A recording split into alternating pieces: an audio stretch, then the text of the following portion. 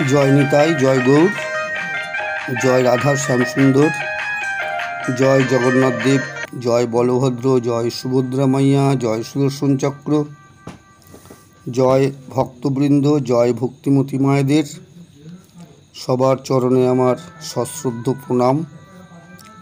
कृपा करे पदधूलि दिबेन मस्तके आमार। ग्रंथपाठ चैनेले आपनादेर सबाइके सुस्वागतम। आमरा रथयात्राके उपलक्ष्य करे उड़िया गौड़िया मिलन लीला आस्वादन करे चलेछिलाम। प्रथम पर्वे जेखाने विश्राम दिएछि तार परेर अंश एखन आस्वादन करछि। ग्रंथटिर नाम श्री अमीय निमाई चरित, चतुर्थ खंडेर द्वितीय अध्याय।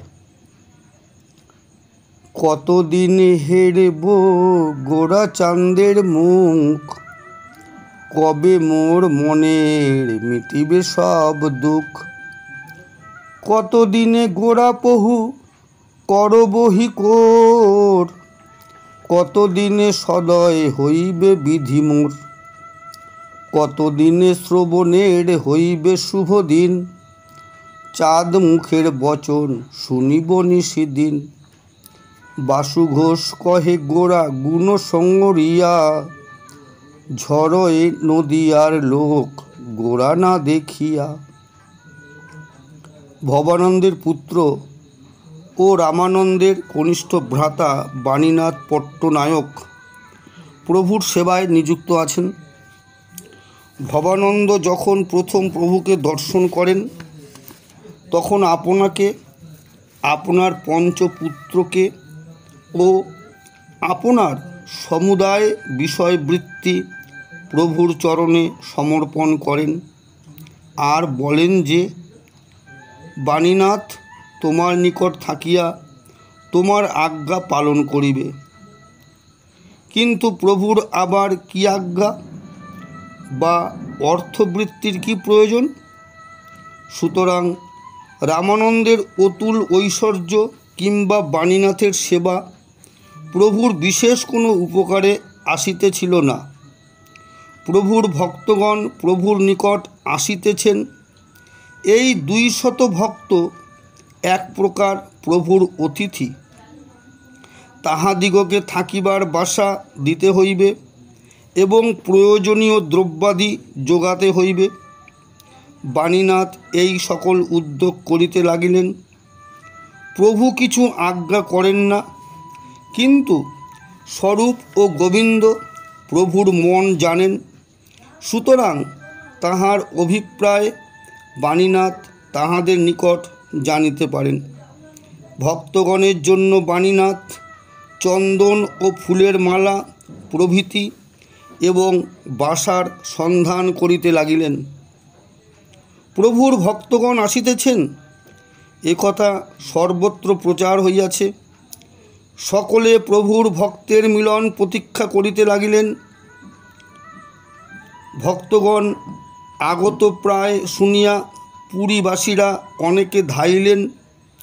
এদিকে সার্বভৌম দ্রুত গতিতে রাজার নিকটে গিয়া বলিলেন, মহারাজ, ভক্তগণ আগত প্রায়, অতএব যাহাতে তাহারা স্বচ্ছন্দে ঠাকুর দর্শন করিতে পারেন ও বাসা পান তাহার সুবিধা করিয়া দিতে হইবে।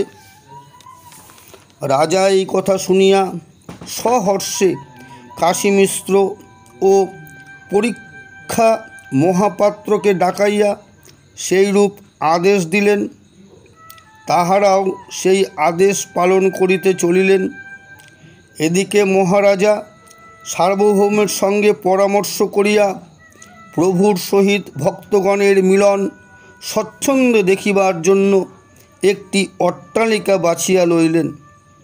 তখন রাজা বলিলেন, ভট্টাচার্য, প্রভুর সকল ভক্তকে আমায় চিনাইয়া দিতে হইবে। ভট্টাচার্য গোপীনাথকে ডাকিয়া সে বন্দোবস্ত করিলেন। এদিকে ভক্তগণ ক্ষুধ পিপাসা অনিদ্রা রৌদ্রতাপ প্রভৃতি ক্লেশ তৃণবৎ জ্ঞান করিয়া প্রভুকে দর্শন করিবার আনন্দে ভাসিতে লাগিলেন। যতই তাহারা প্রভুর নিকটবর্তী হইতেছেন ততই আনন্দে প্রচুর শক্তি পাইতেছেন। ক্রমশ নগরের প্রান্তভাগে নরেন্দ্র সরোবরের তীরে আসিয়া তাহারা ধৈর্যহারা হইলেন এবং প্রভু প্রভু বলিয়া আনন্দে গর্জন করিতে লাগিলেন। সেই সঙ্গে খোল ও মাদল যেন আপনি বাজিয়া উঠিল। ভক্তগণ আবিষ্ট চিত্তে পায়ে নূপুর পড়িলেন, আর এই 200 ভক্ত শ্রীকৃষ্ণ মঙ্গল গীত গাহিতে লাগিলেন। ভক্তগণকে বলি, এটি বিদেশ, এখানে তোমরা কখনো আসো নাই এবং কাহারও সহিত তোমাদের পরিচয় নাই। রাজা দোর্দণ্ড প্রতাপান্বিত, তোমাদের ভজন পদ্ধতি নূতন। বাহিরের লোকের নিকট তোমাদের ভজন কিরূপ? না মাতাল বা পাগলের মতো নৃত্যগীত করা। যেমন সুরাভিভূত ব্যক্তির কাণ্ড দেখিলে ভদ্রলোক হাস্য করে, তোমাদের কাণ্ড দেখিলেও সেইরূপ বহিরঙ্গ লোক হাস্য করিতে পারে। ভদ্রলোকে শ্রী ভগবানের ভজন ও সাধন বলিতে বুঝেন যে চক্ষু মুদ্রিত করিয়া ধ্যান করা, কি মন্ত্র পড়া, কি ফুল দিয়া তাহাকে পূজা করা। কিন্তু পায়ে নূপুর পরিয়া, হাত তুলিয়া, নৃত্য করিয়া ও চিৎকার করিয়া গীত গাইয়া ভজন করিতে থাকিলে ভদ্রলোক কিরূপে সহিবে?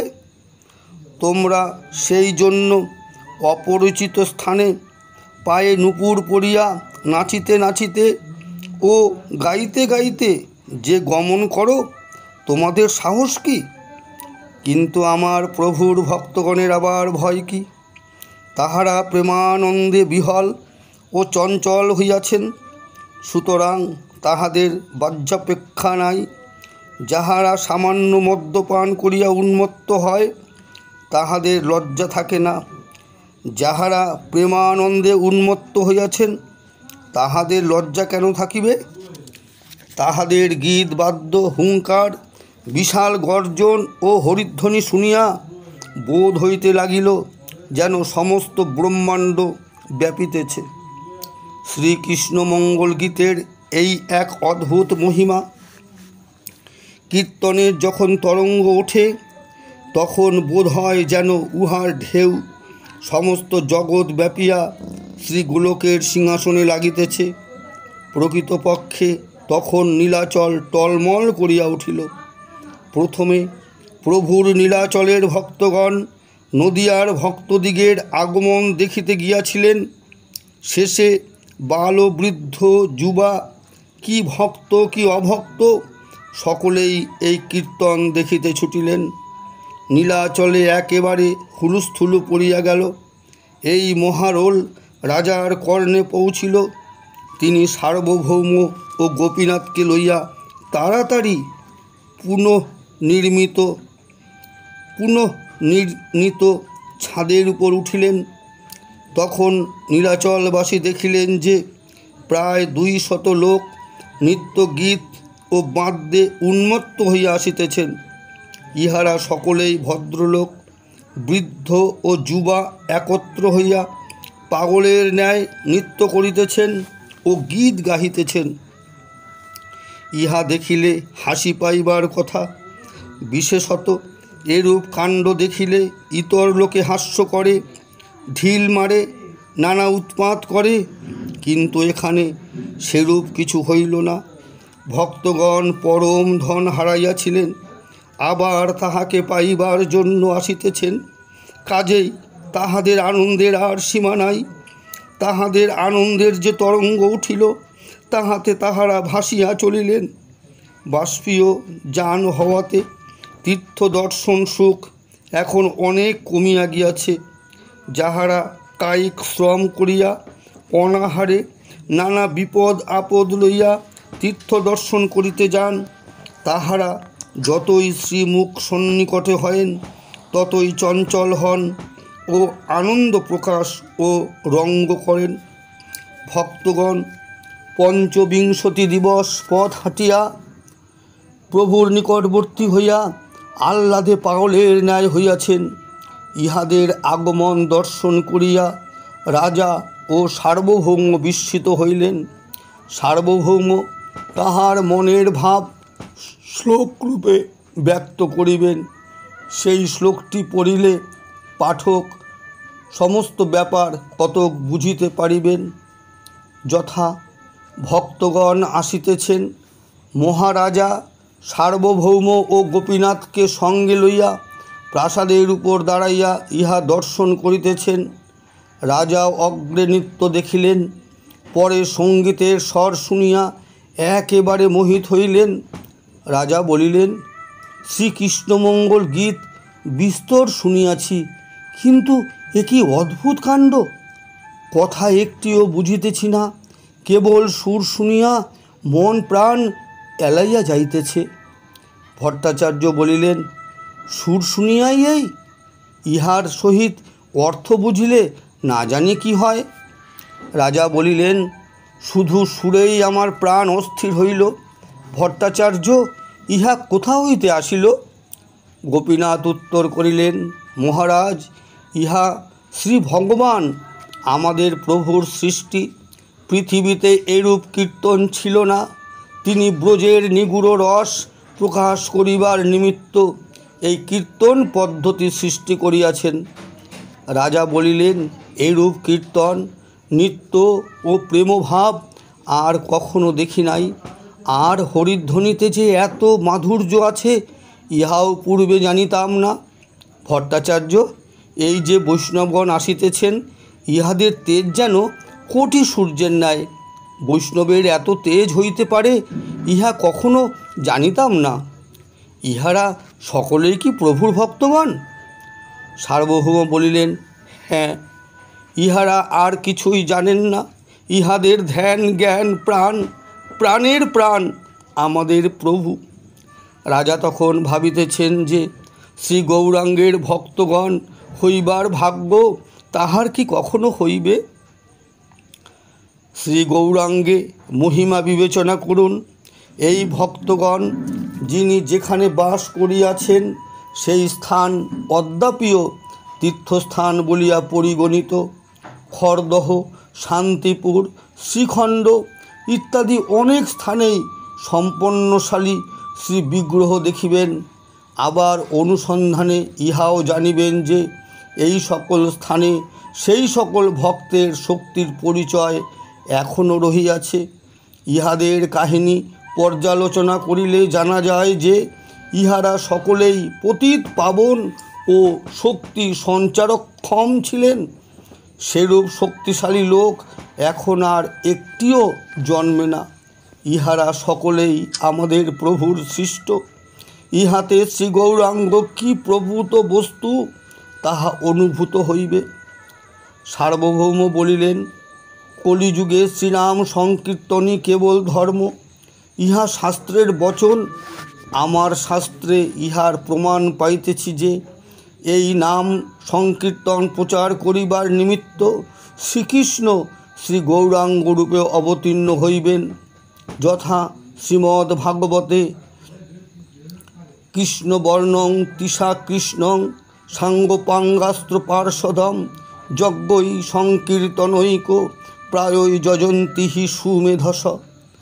রাজা বলিলেন, প্রভু যে স্বয়ং ভগবান, তাহা আমি মনে প্রাণে জানিয়াছি। শাস্ত্রেও প্রভুর ভগবত্তার স্পষ্ট প্রমাণ রহিয়াছে, কিন্তু আমি বুঝিতে পারি না যে বহুতর পণ্ডিত প্রভুকে কেন বিদ্বেষ করেন। সার্বভৌম বলিলেন, শ্রী ভগবান না জানাইলে তাহাকে কেহই জানিতে পারেন না। যদি ভগবানের কৃপা না হয়, তবে তিনি যত বড় পণ্ডিত হন না কেন, তাহাকে কখনোই জানিতে পারিবেন না। এমনকি ব্রহ্মাও শ্রীকৃষ্ণকে জানিতে পারেন নাই।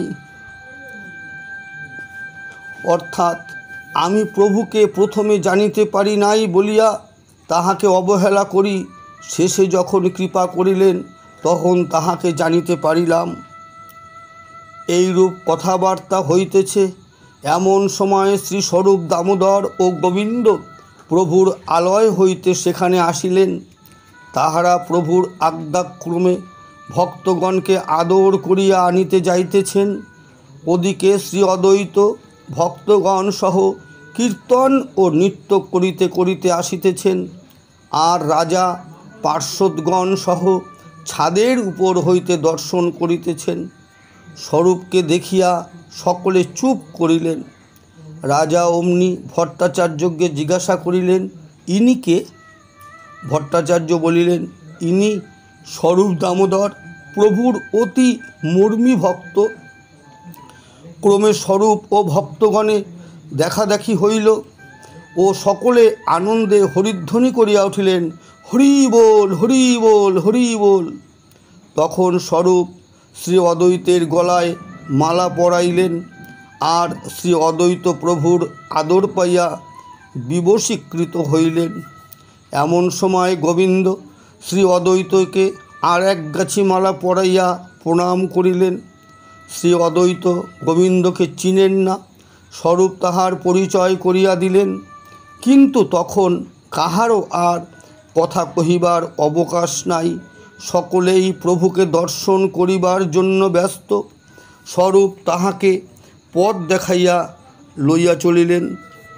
রাজা ভাবিয়াছিলেন, ভক্তগণ শ্রী জগন্নাথ মন্দির প্রণাম ও দর্শন করিতে যাইতেছেন, কিন্তু তাহারা 25 দিনের পথ হাঁটিয়া শ্রীক্ষেত্রে আসিয়া শ্রী মন্দিরকে প্রণাম এবং শ্রীমূর্তি লক্ষ্য না করিয়া অন্য পথে চলিলেন দেখিয়া রাজা বিস্ময়াবিষ্ট হইয়া বলিতেছেন, ভট্টাচার্য, এ কিরূপ কার্য হইল?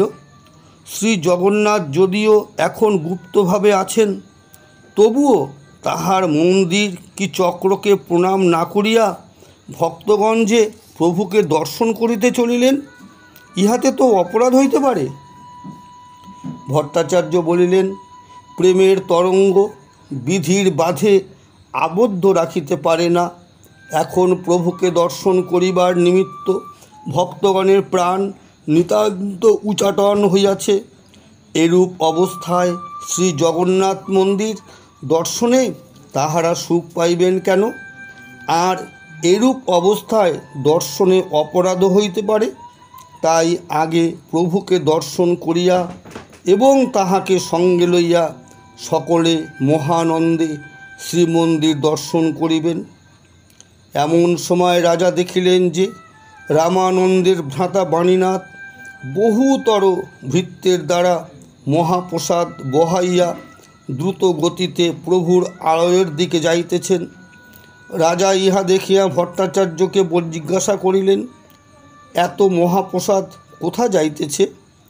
তিনি বলিলেন, ইহা যে ক্ষুধিত ও পথশ্রান্ত প্রভুর ভক্তগণের নিমিত্ত তাহার সন্দেহ নাই। বাণীনাথ ভবানন্দের ও রামানন্দের আজ্ঞাক্রমে প্রভুর সেবায় নিযুক্ত আছেন। প্রভুর ইঙ্গিত পাইয়া নিশ্চিত তিনি এই সকল মহাপ্রসাদ লইয়া যাইতেছেন। রাজা ইহাতে নিতান্ত আশ্চর্যান্বিত হইয়া বলিলেন, সত্যই কি মহাপ্রসাদ ভক্তগণের নিমিত্ত যাইতেছে? লোক তীর্থস্থানে আগমন করিয়া ক্ষৌর করে ও উপবাস করে, আর ইহারা তীর্থে আগমন মাত্রেই মহাপ্রসাদ সেবা করিতে বসিবেন? ভট্টাচার্য ঈষৎ হাস্য করিয়া বলিলেন, মহারাজ, আমি পূর্বেই বলিয়াছি যে প্রেমের ধর্মে বিধি নাই। অবশ্য শাস্ত্রের আজ্ঞা উপবাস, কিন্তু ভক্তগণ শাস্ত্রে যে পরোক্ষ আজ্ঞা আছে তাহা পালন করিবার জন্য শ্রী ভগবানের প্রত্যক্ষ আজ্ঞা কেন লঙ্ঘন করিবেন? বিশেষত শ্রী ভগবান স্বয়ং প্রসাদ ভুঞ্জাইবেন, তিনি সম্মুখে বসিবেন, হয়তো তিনি স্বহস্তে পরিবেশন করিবেন। এতটি শুভ পরিত্যাগ করিয়া কোন ছাড় শাস্ত্রের বিধি পালন করিবে? তাহার পরে যেখানে মহাপ্রসাদ সেখানে উপবাস হইতেই পারে না। প্রভু যখন আমাকে কৃপা করেন তাহার পূর্বে আমার মনের জড়তা ভঙ্গ করেন। অতি প্রত্যুষে আমি নিদ্রা যাইতেছি, এমন সময় প্রভু আসিয়া আমার হস্তে মহাপ্রসাদ দিয়া আহার করিতে আজ্ঞা করিলেন। তখনই আমি বুঝিলাম যে প্রেম ভক্তির উচ্ছ্বাস বিধির বাধ্য নহে। রাজা যাহা দেখিতেছেন ও শুনিতেছেন সমুদায় তাহার নিকট নূতন বোধ হইতেছে। এই সমুদায় শাস্ত্র কথা একটু ভাবিয়া পরে তিনি বলিলেন, ভট্টাচার্য, এই যে মহাপ্রভুর তেজস্বী ভক্তগণ যাইতেছেন, আমাকে ইহাদের পরিচয় করিয়া দাও। তখন সার্বভৌম গোপীনাথের দিকে চাহিয়া বলিলেন, ভাই, আমি ইহাদের অনেককেই চিনি না। তুমি মহারাজকে আমার প্রভুর ভক্তগণকে চিনাইয়া দাও, আমাকেও বটে। রাজা তখন গোপীনাথকে জিজ্ঞাসা করিলেন, যাহাকে মালা দেওয়া হইল সেই বড় তেজস্বী মহাজনটি কে? গোপীনাথ বলিলেন, ইনি বৈষ্ণবগণের রাজা, উদার খ্যাতি শ্রী অদ্বৈতাচার্য। উহার খ্যাতি শ্রী অদ্বৈতাচার্য। ইনি মহাপ্রভুর এক স্কন্ধ, আর এক স্কন্ধ শ্রী নিত্যানন্দ। তিনি এখানে পূর্ব হইতে আছেন।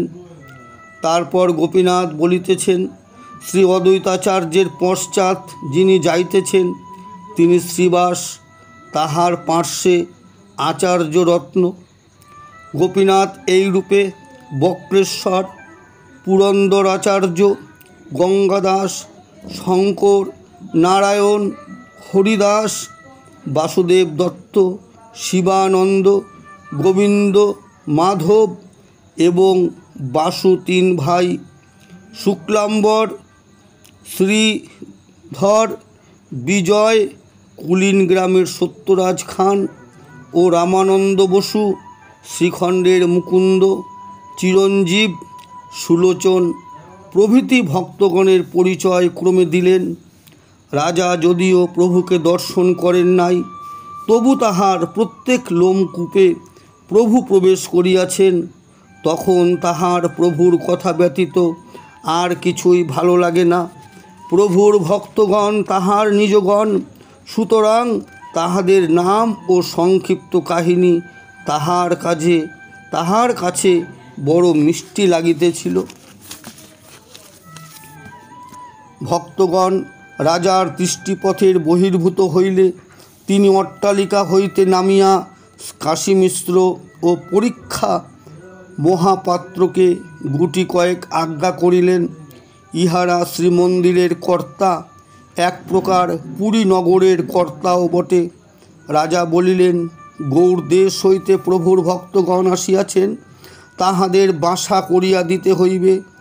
আর দেখিও যেন তাহাদের দর্শনের কোনো ক্লেশ না হয়। রাজা ভাবিলেন, প্রভু সন্ন্যাসী, তাহার নিজের কিছু প্রয়োজন নাই, কিন্তু এখন তাহার 200 নিজজন আসিয়াছেন, সুতরাং তিনি এখন এক প্রকার ভারী সংসারী। ইহাই ভাবিয়া রাজা বলিলেন, তোমরা যাইয়া সর্বদা প্রভুর আজ্ঞা পালন করিবে। তিনি শ্রীমুখে কিছু বলিবেন না, কিন্তু তাহার মন বুঝিয়া সমুদায় কার্য করিবে। তাহারা এই আজ্ঞা পাইয়া প্রভুর নিকটে চলিলেন। তখন রাজা তাহাদের লক্ষ্য করিয়া বলিলেন, তোমরা গিয়া প্রভু ও ভক্তে মিলন দেখো, আমার ভাগ্যে নাই, আমি যাইতে পারিব না। তখন সার্বভৌম ও আচার্য ভক্তগণের পশ্চাৎ প্রভুর বাসায় চলিলেন। এদিকে ভক্তগণ যখন স্বরূপ ও গোবিন্দের পশ্চাৎ শ্রী মন্দির দক্ষিণে রাখিয়া প্রভুর বাসা পথে চলিলেন, প্রভুও তখন ভক্তগণ সহ অগ্রবর্তী হইয়া নদিয়াবাসী প্রিয় ভক্তগণকে আদর অভ্যর্থনা করিতে আসিলেন। প্রভুর ও ভক্তগণের নয়নে নয়নে মিলন হইল। তখন ভক্তগণ ভক্তিতে গদগদ হইয়া প্রভুকে সাষ্টাঙ্গে প্রণাম করিলেন। প্রভু সন্ন্যাসী, তাহার কাহাকেও প্রণাম করিতে নাই, কিন্তু তিনিও তখন তাহা ভুলিয়া গিয়া সাষ্টাঙ্গে ভক্তগণকে প্রণাম করিলেন। তৎপরে শ্রী অদ্বৈত নিকটে আসিয়া মহাপ্রভুকে প্রণাম করিলেন। প্রভুও তাহাকে উঠাইয়া গাঢ় আলিঙ্গন করিলেন। তখন প্রভুর বদন আনন্দে উৎফুল্ল হইয়া পদ্মলোচনে জল আসিতেছে, কিন্তু তিনি সময় বুঝিয়া অতি কষ্টে উহা নিবারণ করিলেন। প্রভু দেখিলেন শ্রী অদ্বৈতের পশ্চাতে তাহার খেলার সাথী ও গুরুজন সতৃষ্ণ সজল ও সপ্রেম নয়নে পলকহারা হইয়া দৃষ্টি করিতেছেন। প্রভু তখন ব্যগ্র হইয়া শ্রীবাসকে ধরিয়া গাঢ় আলিঙ্গন করিলেন। ভক্তগণ আর প্রণাম করিবার অবকাশ পাইলেন না, কারণ প্রভু তখন প্রত্যেক ভক্তকে ধরিয়া আলিঙ্গন করিতে লাগিলেন। যাহাকেই আলিঙ্গন করিতেছেন তাহার পথশ্রান্তি ও মনের দুঃখ দূর এবং অঙ্গ সুশীতল হইতেছে। তাহার পর প্রভু অতি সমাদরে ভক্তগণকে তাহার আলয়ে লইয়া চলিলেন। গৃহে প্রবেশ করিয়া সকলকে বসাইয়া আপনিও বসিলেন। তখন সকলের হৃদয়াবেগ এরূপ প্রবল হইয়াছে যে অনেকক্ষণ কেহ কোনো কথা বলিতে পারিলেন না। কেবল পলক হারা হইয়া প্রভুর সেই স্নিগ্ধ চন্দ্রবদনখানি দেখিতে লাগিলেন। মহাজনগণ এখানে একটি আশ্চর্য কথা উল্লেখ করিয়াছেন। তাহারা বলিয়াছেন যে কাশী মিশ্রের আলয়ের স্থান অতি অল্প, সেখানে এত ভক্তের স্থান কখনো হইত না। তবে প্রভু অলৌকিক শক্তির দ্বারা সেই আলয়ে সমস্ত ভক্তের স্থান দিয়াছিলেন। ভক্তগণ বসিলে প্রভু স্বহস্তে প্রত্যেকের গলায় মালা ও চন্দন দিয়া অভ্যর্থনা করিলেন। না করিবেন কেন? ভক্তগণ যে তখন শ্রী ভগবানের অতিথি, তিনি তখন অতি দীনভাবে অতিথ্য ধর্ম পালন করিতেছেন। তৎপরে প্রভু বিনয় নম্রভাবে কৃতজ্ঞতায় গদগদ হইয়া শ্রী অদ্বৈতের পানে চাহিয়া বলিতেছেন, আজ আমি তোমাদের দর্শনে পূর্ণ হইলাম। শ্রী অদ্বৈত সেইভাবে বিভোর হইয়া উত্তর করিলেন, শ্রী ভগবান সরৈশ্বর্যপূর্ণ, অতএব তিনি চিরদিনই পূর্ণ। তত্রাচ্য ভক্ত সঙ্গে যে তাহার উল্লাস বৃদ্ধি হইয়া থাকে তাহার আর সন্দেহ নাই। তৎপরে প্রভু বাসুদেবের প্রতি চাহিলেন। তিনি মুকুন্দের দাদা, এই প্রথম প্রভুর কাছে আসিয়াছেন। অন্তর্যামী প্রভু বাসুদেব যে কি বস্তু তাহা জানেন। এই যে ভক্তগণ বসিয়া আছেন, ইহার মধ্যে অনেক প্রভুর নীলাচলে আগমনের পর তাহার ভক্ত হইয়াছেন। এমনকি প্রভুর সহিত অনেকের আলাপ পরিচয়ও নাই, কিন্তু ইহাতে তাহাদিগকে সম্বোধন করিতে প্রভুর কোনো বাধা হইতেছে না। তিনি এইসব নূতন ভক্তগণের নাম ধরিয়া ডাকিতেছেন ও যে যেরূপ প্রকৃতির লোক তাহার সহিত সেইভাবে আলাপ করিতেছেন। মুকুন্দের দাদা বাসুদেবকে প্রভু ইতিপূর্বে দেখেন নাই, কিন্তু তাহার সহিত চিরপরিচিতের ন্যায় ব্যবহার করিয়া তাহার অঙ্গে শ্রীহস্ত দিয়া বলিতেছেন, বাসুদেব, মুকুন্দ যদিও শিশুকাল হইতে আমার নিকটে আছেন, কিন্তু তবুও তুমি মুকুন্দ অপেক্ষা আমার নয়নে অধিক সুখকর হইতেছ। তখন সর্বজীবে দয়াল বাসুদেব অতি দীনভাবে সকৃতজ্ঞ চিত্তে গদগদ হইয়া প্রভুকে বলিলেন, তোমার চরণ প্রাপ্তিকে বলে পুনর্জন্ম। মুকুন্দ শ্রীপাদপদ্ম পূর্বেই পাইয়াছেন, আমি অদ্য পাইলাম। অতএব মুকুন্দ আমার জ্যেষ্ঠ, আমি তাহার কনিষ্ঠ। বিশেষত মুকুন্দ তোমার কৃপাপাত্র, সুতরাং সেই কারণে তিনি আমার ও সকলের পূজ্য। ইত্যাদি ইত্যাদি। আজ আমরা উড়িয়া গৌড়িয়া মিলনের দ্বিতীয় পর্বের বিশ্রাম দিলাম। এখনও আস্বাদনের অনেক বাকি রইল। আমরা উড়িয়া গৌড়িয়া আস্বাদন করার পরপর আমরা ঝালি সমর্পণ লীলাটি আস্বাদন করব এবং তারপরের দিন গুন্ডিচা মার্জন লীলা। আজকে এখানে বিশ্রাম দিলাম। এরপরে আমরা তৃতীয় পর্ব আস্বাদন করব। ভুল ভ্রান্তি ত্রুটি বিচ্যুতি আপনারা নিজ গুণে ক্ষমা করে দেবেন। জয় নিতাই, জয় গৌর, জয় রাধা মাধব, জয় ভক্তবৃন্দ, জয় ভক্তিমতী মায়েদের সবার চরণে সশ্রদ্ধ প্রণিপাত। যদি ভালো লাগে লাইক করবেন, মতামত জানাবেন অর্থাৎ কমেন্টস করবেন এবং অন্যদের মধ্যে শেয়ার করবেন। সবাই মিলে আস্বাদন করুন, এটাই আমার একমাত্র আনন্দ। জয় নিতাই।